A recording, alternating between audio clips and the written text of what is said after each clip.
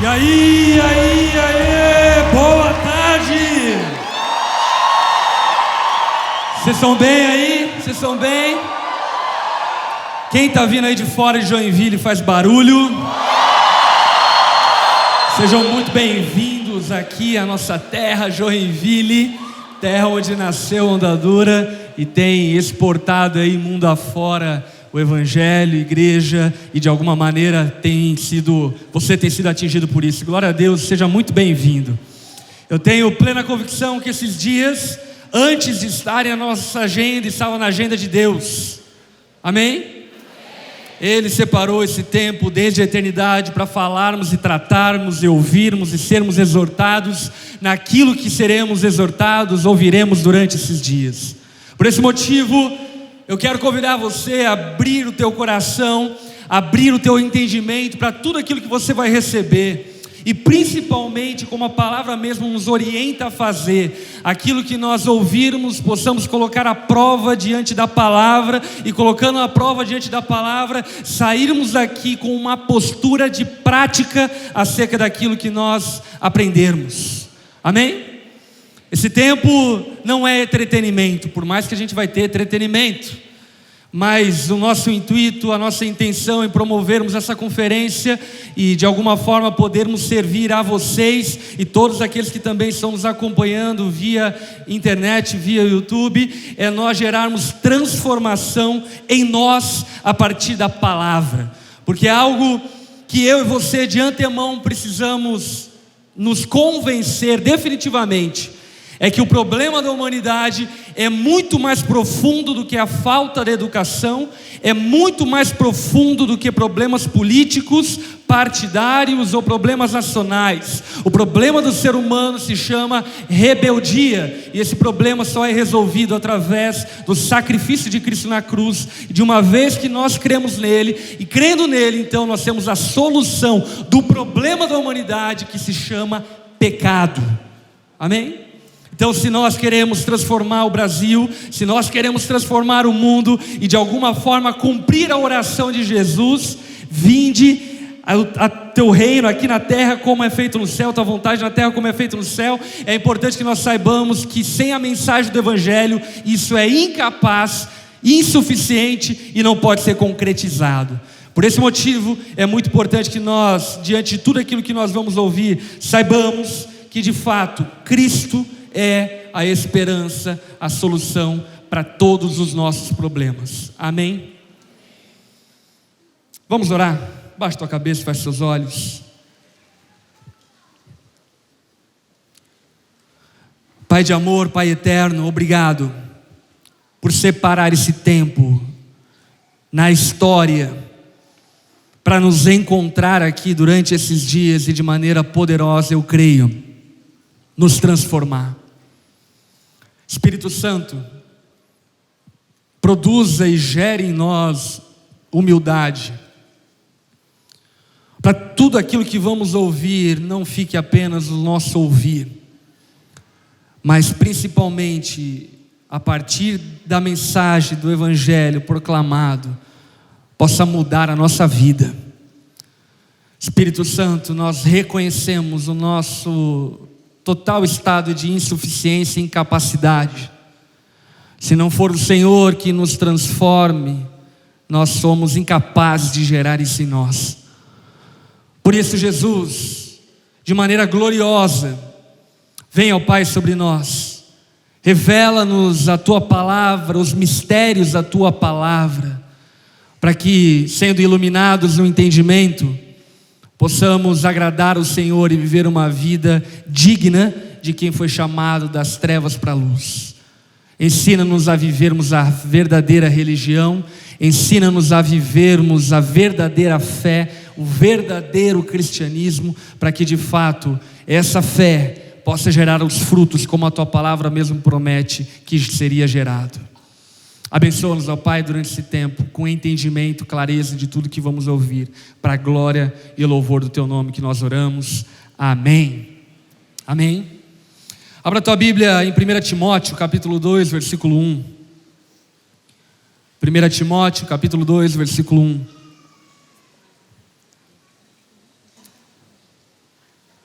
Paulo escreve essa carta para o seu jovem discípulo Timóteo, que havia sido enviado para assumir um ministério e dirigir e liderar esse ministério. E Paulo, na sua experiência, sabedoria, vai tecer diversas orientações para Timóteo, para que Timóteo então vivesse de acordo e de maneira digna com o chamado que Deus havia conferido a ele. Em 1 Timóteo capítulo 2, versículo 1, o apóstolo Paulo vai dizer então para Timóteo: antes de tudo, recomendo que se façam súplicas, orações, intercessões e ações de graças por todos os homens, pelos reis e por todos que exercem a autoridade, para que tenhamos uma vida tranquila e pacífica, com toda piedade e dignidade. Repete comigo: com toda piedade e dignidade. Essa palavra que dá o tema dessa conferência, piedade, é uma palavra que tem sido empobrecida no nosso vocabulário e diminuída a meramente um sentimento de compaixão pelos desfavorecidos. E obviamente que a piedade contempla a compaixão pelo pobre, pela viúva, pelo estrangeiro, pelo órfão. Porém, a palavra piedade, no sentido bíblico e original, tem um sentido muito mais amplo. Piedade, conforme o entendimento bíblico, tem a ver com o estilo de vida, com o comportamento, com a forma de viver daquele que creu. Quantos aqui creem em Jesus? Meu irmão, acredite no que eu estou falando para você. Não é suficiente que você creia, até porque a palavra mesmo diz que os demônios creem. É necessário que essa fé gere frutos em você, e frutos de transformação, ao ponto de produzir em você um caráter e um estilo de vida piedoso. Portanto, a piedade, ela tem um sentido muito amplo, porque ela fala a respeito de como nós devemos viver. Piedade, conforme o dicionário, nada mais é do que a devoção para as coisas espirituais. Portanto, aquele que vive piedosamente é aquele que vive um estilo de vida de devoção 100% integral, todas as horas do dia, em relação às coisas de Deus. E isso faz lembrar várias outras passagens da Bíblia, como por exemplo: assim quer vocês bebam, comam, façam tudo para a glória de Deus. Portanto, existe um convite para que nós mudemos a maneira de viver. E o que eu tenho percebido, e eu não sei se você concorda com essa minha percepção, é que em larga escala as pessoas aceitaram um evangelho que não as transforma. E por consequência, se esse evangelho não as transforma, não é o verdadeiro evangelho. E pior ainda, muitos se convenceram que ser cristão resume-se a ter uma garantia de liberdade do inferno e uma entrada VIP para o céu. E definitivamente não. Ser cristão, o chamado de Cristo para mim e para você, é que nós sejamos salvos de uma vida pagã, ímpia, e nos tornemos praticantes de uma vida piedosa e de devoção a Deus em tudo que fazemos. Portanto, piedade é o estilo de vida que eu, você, todos aqueles que creem em Jesus deveriam carregar e deveriam viver. E é exatamente esse o convite de Paulo para Timóteo. Paulo, orientando ao seu discípulo Timóteo de maneira repetidas, ele diz para Timóteo: Timóteo, consagre-se, entregue-se a uma vida piedosa. Consagre-se, entregue-se para uma vida que convém viver a partir do momento que você diz e professa a fé em Jesus. É verdade, bem verdade, que nós somos salvos por meio da fé. Porém, a fé que nos salva é a mesma fé que precisa nos transformar. A fé que não transforma não é fé. E sabe, não adianta traduzir para o âmbito religioso os seus maus hábitos e maus comportamentos, porque antes no mundo você ficava, agora na igreja você ora com compromisso. É a mesma coisa, filho. É a mesma coisa, mas traduzido para o meio religioso. Antes do mundo você cobiçava. Agora você ora para Deus e toma posse da prosperidade que você tem nele. É a mesma coisa. É a mesma coisa, mas se deram outros nomes para que nós possamos driblar a nossa consciência que nos acusa, dizendo que nós não estamos vivendo como condiz o Evangelho de Cristo. Portanto, a fé que nos salva necessariamente é uma fé que nos transforma, e é acerca disso que Paulo está dizendo para Timóteo. Paulo está convidando a Timóteo para viver uma vida dedicada em toda a piedade, de maneira digna, viver o Evangelho que ele recebeu. 1 Timóteo, capítulo 3, versículo 14, o apóstolo Paulo vai dizer também a Timóteo: escrevo estas coisas, embora espero ir vê-lo em breve, mas se eu demorar, saiba como as pessoas devem comportar-se na casa de Deus.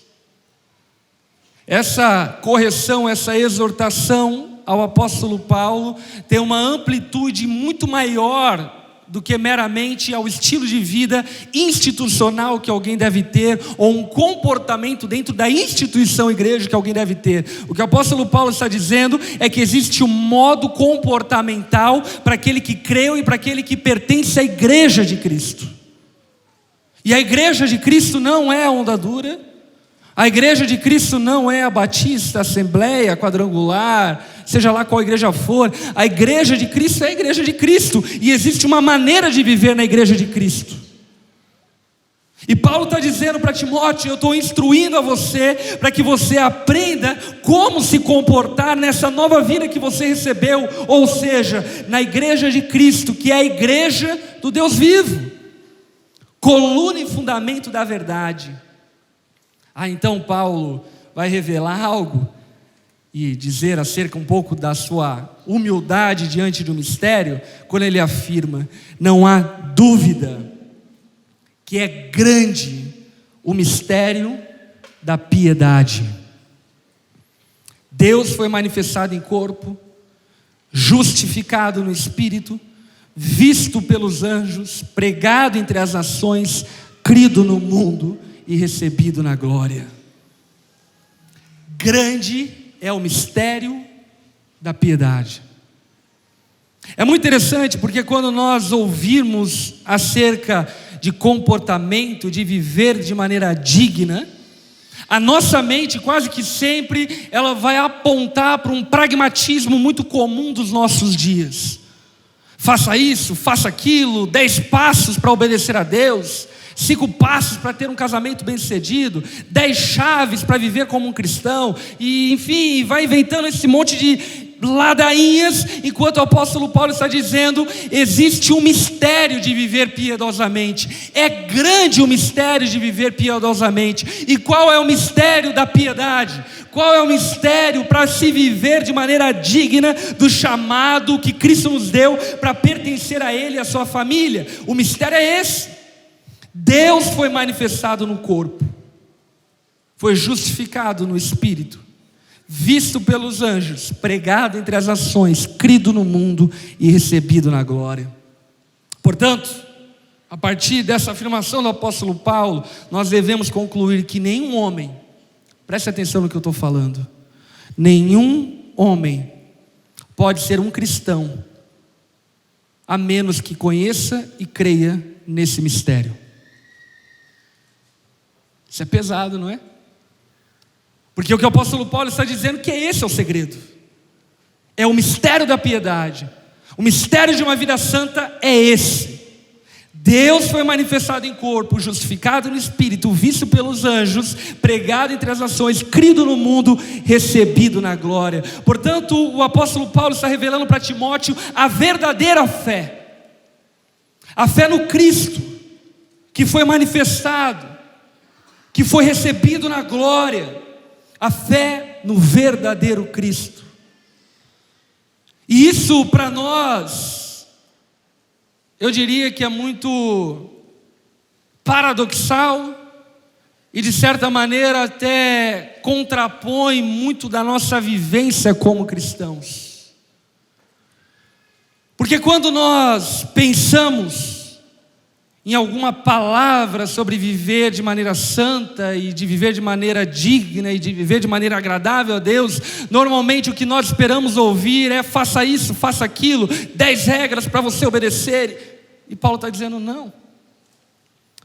O mistério para uma vida santa é uma fé acertada, é uma fé evangelical, é uma fé no verdadeiro evangelho. É isso que produz santidade em você. Paulo, ele exclui todo pragmatismo e atribui poder ao mistério da piedade, que é o mistério revelado aqui nas Escrituras de maneira muito evidente e clara. Portanto, diante dessa afirmação de Paulo para Timóteo, que existe um mistério da piedade, é importante que nós saibamos que isso é um mistério. O que é mistério? Mistério é aquilo que está distante das nossas faculdades mentais. Nós não conseguimos confabular, entender e compreender coisas misteriosas. Portanto, Paulo está revelando que de fato o viver santo, o viver de maneira digna é misterioso.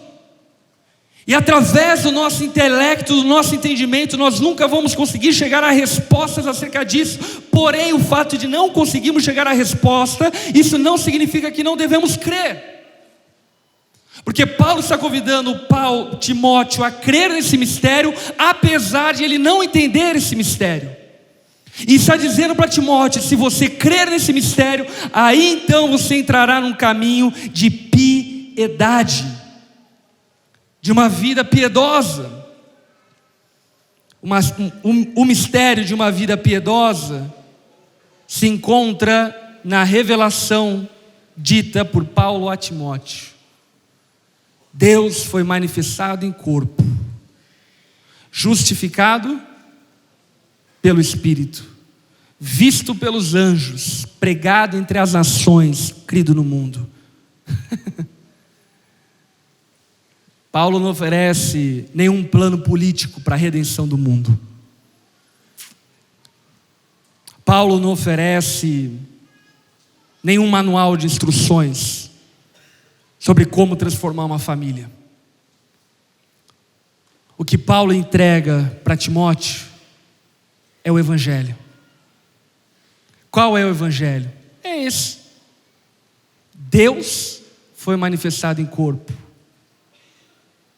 justificado no Espírito, visto pelos anjos, pregado entre as nações, crido no mundo, recebido na glória. Sobre o que Paulo está dizendo para Timóteo? Paulo está dizendo sobre uma das doutrinas fundamentais da nossa fé, e que muitos de nós não conhecem, por não conhecerem, por fim, acabam crendo em Cristo, que não é o Cristo revelado nas Escrituras, mas é o Cristo projetado da sua mente. O Cristo revelado nas Escrituras, conforme o apóstolo Paulo está dizendo para Timóteo, é um Cristo que se fez carne, um Deus que foi manifestado em carne. Portanto, o que Paulo está ensinando para Timóteo é uma doutrina fundamental da nossa fé. Qual? Jesus é 100% homem e 100% Deus. E talvez novamente você pense: pastor, o que isso muda na minha vida? Repete assim comigo: tudo. Na verdade é só isso que pode mudar a sua vida. O fato de Jesus ser 100% Deus e ser 100% homem, verdadeiramente Deus e verdadeiramente homem. E a Bíblia leva isso a tão sério, e parece que nós, por vezes, nesse tempo, ignoramos esse fundamento da nossa fé. Por exemplo, 1 João capítulo 4, versículo 15. João diz: se alguém confessa publicamente que Jesus é Filho de Deus, Deus permanece nele e ele em Deus. Presta atenção. Se nós dizermos querer crer em Jesus, é necessário que nós tenhamos uma confissão na nossa boca. Qual confissão? Que Jesus é Deus. Jesus, o Cristo, não era qualquer homem. Ele não passou a existir em Belém da Judéia. Jesus era Deus, o Verbo que se fez carne e de maneira poderosa foi gerado no ventre de Maria de maneira virginal. Era o Deus se tornando carne. Era o Deus que existia antes de todas as coisas, que veio habitar no nosso meio. Era o Deus criador dos céus e da terra, que se fez carne, se fez como um de nós, pertencentes à nossa raça humana, se fazendo carne. Portanto, nós não podemos diminuir a divindade de Jesus. Nós precisamos entender que Jesus é Emanuel, Deus conosco. O Deus que se esvazia, se torna carne e vive entre nós. Por esse motivo, não é suficiente para nós que o contemplemos com olhos naturais, pois neste caso nós não podemos ir mais longe que qualquer homem pode ir. Jesus precisa ser Deus para que a nossa fé tenha validade. E sabe, talvez você nunca parou para refletir acerca disso. Talvez você nunca parou para pensar o quão profundo, indispensável e fundamental é você saber que Jesus é Deus. Talvez você vai viver naquele cristianismo meio tipo, vai com as outras, sabe? Lançou um hit de louvor, levanta a mão, deixa queimar. Mas você nem sabe quem é Jesus. O que significa o fato de Ele ter vindo, se tornado carne e vivido entre nós. João capítulo 1, o Evangelho de João capítulo 1, versículo 1 diz: no princípio era aquele que é a palavra. A quem ele está se referindo? Jesus. A palavra, Jesus estava com Deus e era Deus.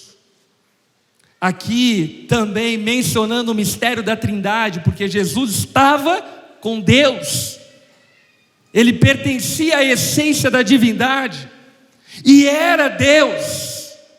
Então ele não somente estava, mas ele era o próprio Deus. Todas as coisas foram feitas por intermédio dele, e sem ele nada do que existe teria sido feito. Por que é tão importante que nós saibamos que Jesus é Deus? E qual é o poder transformador disso? Todo. Por quê? Porque se um homem comum tivesse morrido na cruz, como tantos outros morreram, não haveria esperança do preço do pecado ser pago. Era necessário que fosse alguém perfeito, justo, íntegro. E só Deus é essa pessoa perfeita. Se Jesus não fosse Deus, não habitaria em mim e você nenhuma esperança da ressurreição dos mortos. Por que não? Porque se Ele não é Deus ressuscitando dentre os mortos, isso não daria para nós a convicção e a certeza de que o preço do pecado foi pago.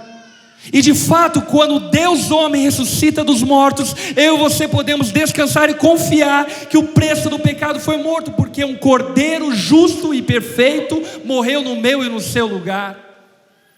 Por isso que de maneira didática, desde Gênesis, a Bíblia vai mencionando acerca da imperfeição dos sacrifícios feitos por homens.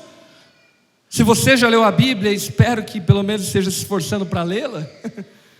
Você vai lembrar que era oferecido diversos sacrifícios de animais, cordeiros, pombas e assim por diante, como oferta a Deus. E o que o Novo Testamento revela é que esses sacrifícios eram apenas um apontamento para a necessidade de um cordeiro perfeito que morreria no meu e no seu lugar. E esse cordeiro perfeito é Jesus.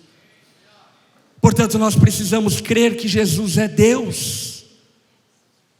E sabe, essa confissão, ela não pode ser uma confissão sintomática, emotiva e da boca para fora.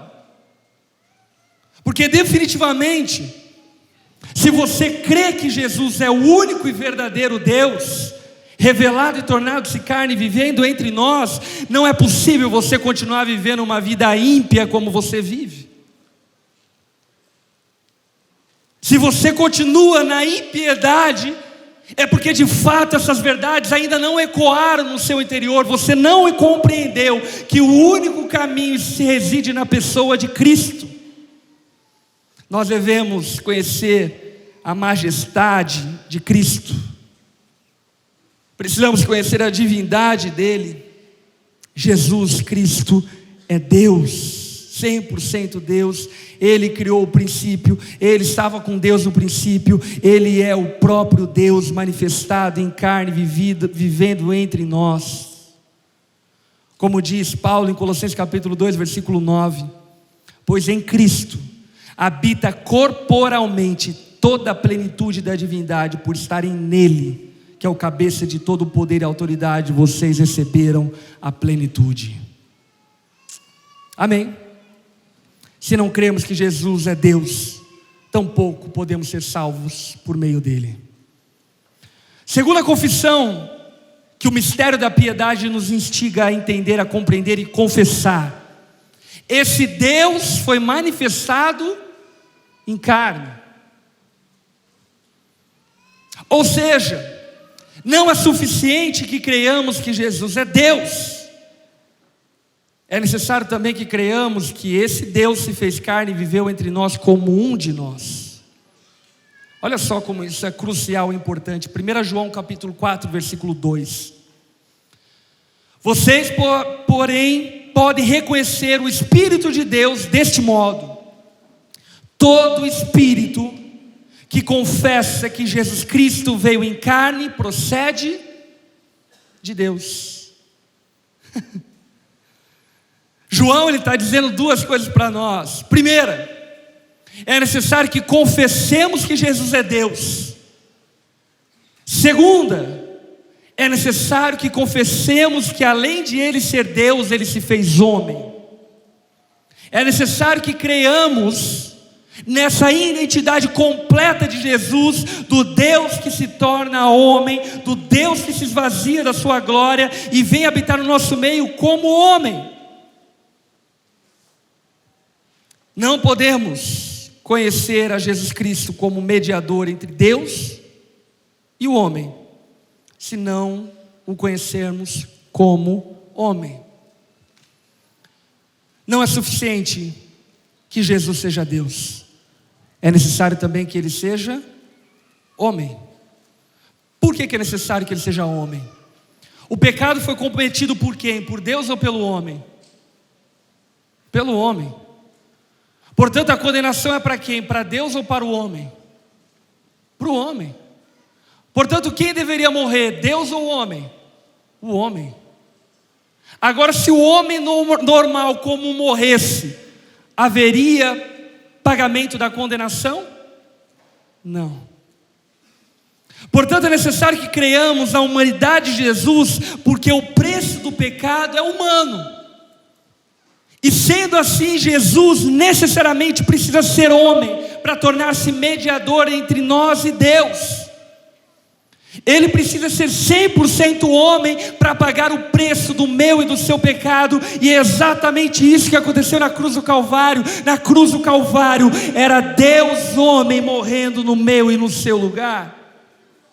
E por esse motivo eu e você podemos ser salvos. Não era um anjo morrendo na cruz, era Deus homem morrendo na cruz.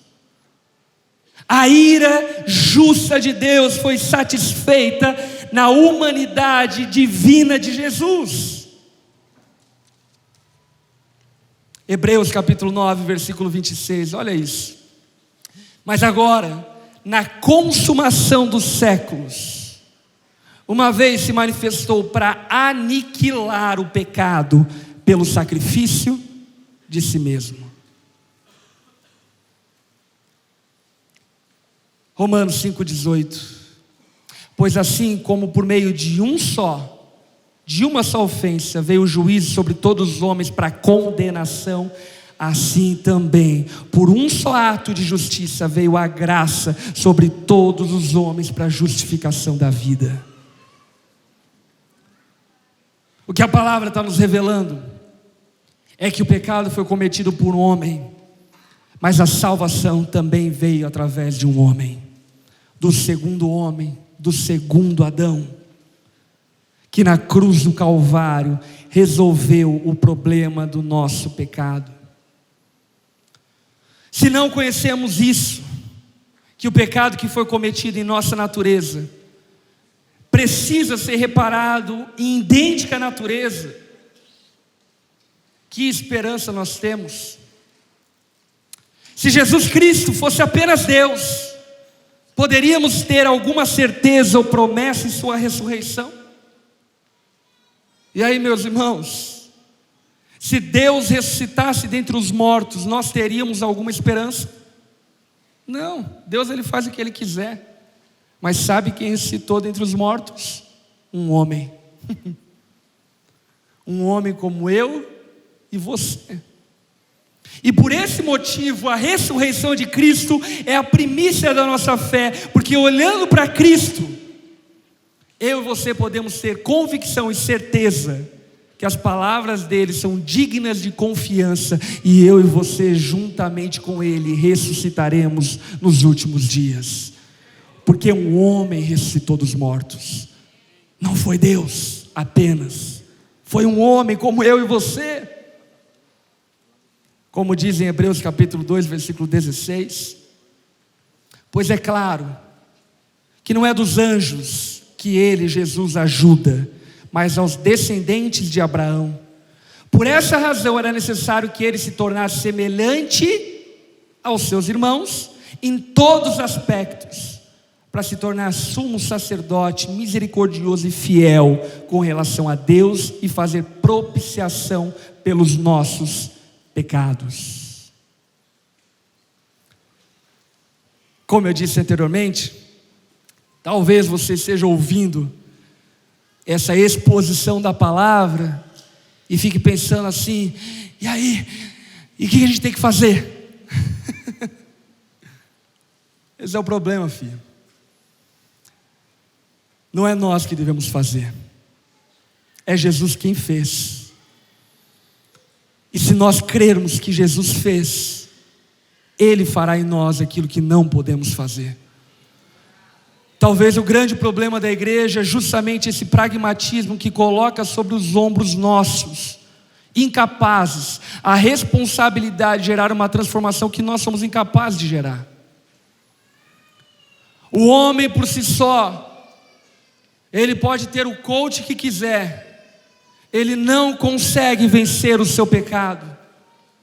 No máximo ele disfarça as suas mazelas, no máximo ele dribla as suas incompetências e incapacidades, mas somente o Deus homem pode salvar a mim e a você do preço do pecado, da condenação do pecado, do julgamento do pecado, do controle do pecado, nos tornando santos e irrepreensíveis na casa de Deus. Portanto, aquilo que eu atesto, eu acho que você tem que concordar comigo, e eu não quero que você concorde comigo numa transferência de responsabilidade, mas uma profunda humildade, é que se o Evangelho tem crescido no Brasil, e tem crescido, nós somos um país cristão, aonde cerca de 89% da nossa população professa Cristo, 36% professa a fé evangélica. E se esse país cristão ainda consegue lidar com uma realidade tão triste, de corrupção, de abandono de crianças, de tentativas de liberações ao aborto, de todo tipo de pecaminosidade, desestrutura familiar, de todo tipo de perversidade, se esse país cristão ainda convive com isso, nós só temos que chegar a uma conclusão: ou o evangelho é ineficaz, ou esse país que diz ser ouvir o evangelho, na verdade não ouviu o evangelho e não conhece o evangelho. Porque é o evangelho de Cristo, a boa nova, que Deus, pela sua graça e misericórdia, se fazendo homem, veio para nos salvar do pecado. É esse evangelho que pode transformar. Sabe por quê? Porque foi esse evangelho que me transformou. Foi esse evangelho que me fez uma pessoa nova. Pastor, o que você fez para ser uma pessoa melhor? Nada, Cristo fez tudo. O que você tem feito para ser um marido melhor? Eu não sei, Cristo tem feito de mim um marido melhor. E obviamente não que eu seja perfeito, eu sou de todos os mais miseráveis homens, mas eu posso afirmar com convicção que se existe alguma virtude em mim, existe por causa do evangelho de Cristo. É Cristo dentro do mistério da piedade que está gerando e produzindo virtudes em mim. E você precisa crer no evangelho, que não é a mesma coisa que pertencer ao fã-clube de Jesus, mas é de fato se identificar com Cristo, deixando a sua vida de lado, se apropriando da vida de Cristo, e a partir do momento que crer, viver pela fé no Filho de Deus que se amou e se entregou por mim e por você. Quando Cristo se torna homem e vive entre nós, Ele não está nos dando um exemplo de como nós deveríamos viver, porque seria injusto, não é?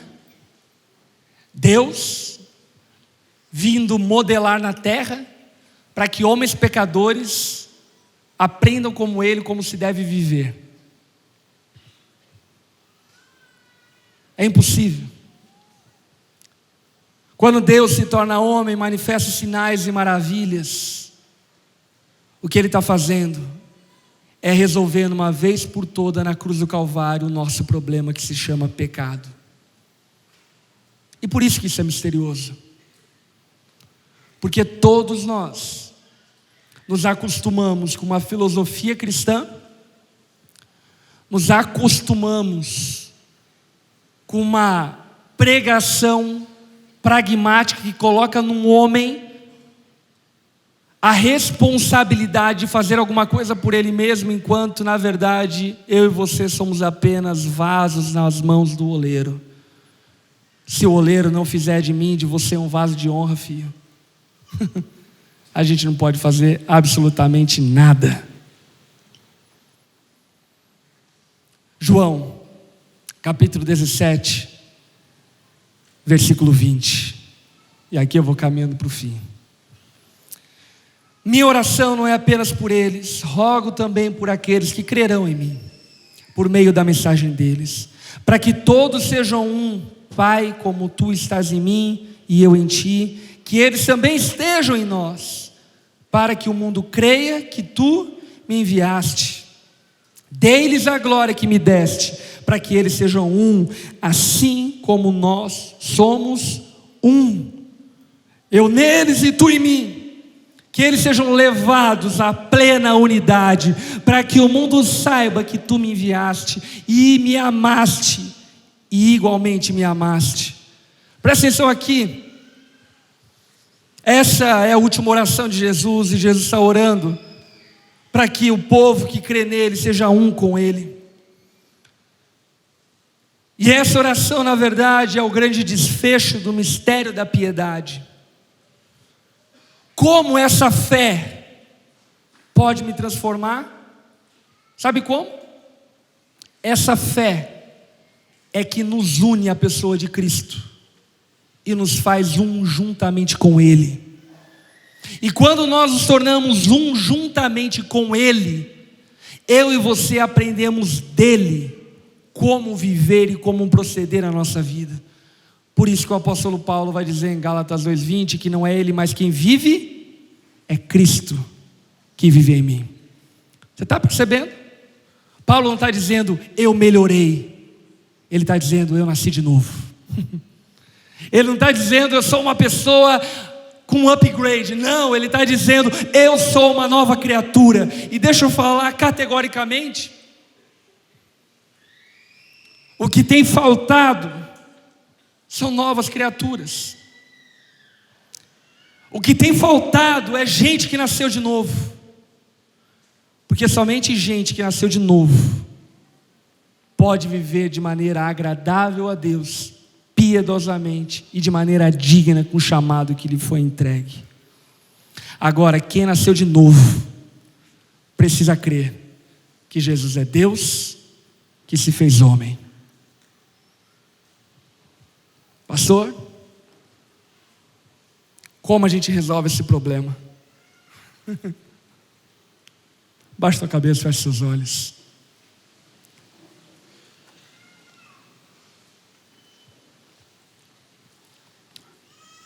Senhor Jesus, nós estamos aqui reunidos em Teu nome, fundamentados embaixo de uma fé que de tempos em tempos, milênios e milênios tem sido preservada.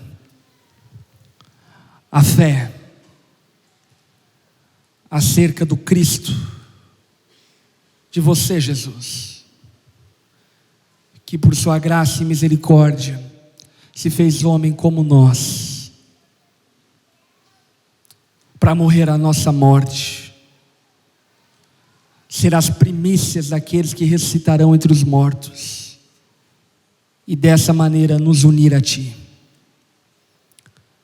Eu quero pedir a Ti, Jesus, como nós já oramos anteriormente, que tudo aquilo que nós vamos ouvir durante esse tempo de conferência possa apontar para o mistério da piedade, não para as nossas capacidades, competências e faculdades, mas que possa apontar exclusivamente para a única solução do mundo, que é você, Jesus. Por isso, Jesus, mais do que tudo, durante esse tempo, acrescenta fé verdadeira em nós. Não crentice, não otimismo, mas a certeza de que você, Jesus, é o Deus que tira o pecado do mundo por meio do sacrifício e resolve definitivamente o nosso problema na cruz do Calvário. Espírito Santo, eu tenho plena convicção que existem muitas pessoas aqui que foram convencidas e entertidas acerca do Evangelho, mas eu clamo a Ti, Jesus, que durante esses dias de conferência o Senhor possa levá-las a um profundo entendimento de fé acerca do verdadeiro Evangelho, do mistério que reside no Cristo se tornando carne e sendo recebido na glória. Espírito Santo, converta os nossos corações ao Evangelho, para que esse Evangelho, e não nós, possa gerar os frutos que condizem com aqueles que creem no Senhor, porque definitivamente nós cremos que a mesma fé que nos salva é a fé que precisa nos transformar, que nosso caráter seja transformado pela nossa fé, e nos assemelhemos a Ti, Jesus, como novas criaturas, regeneradas e nascidos de novo no Senhor, para que de fato neste mundo, o mundo Te conheça, a partir dessa unidade que nós temos contigo. Jesus, nós cremos no Senhor e clamamos a Ti, Pai. Ajuda-nos a mergulhar no mistério da piedade durante esses dias, para a glória e para o louvor do Teu nome que nós oramos. Amém, Jesus. Amém. Deus abençoe.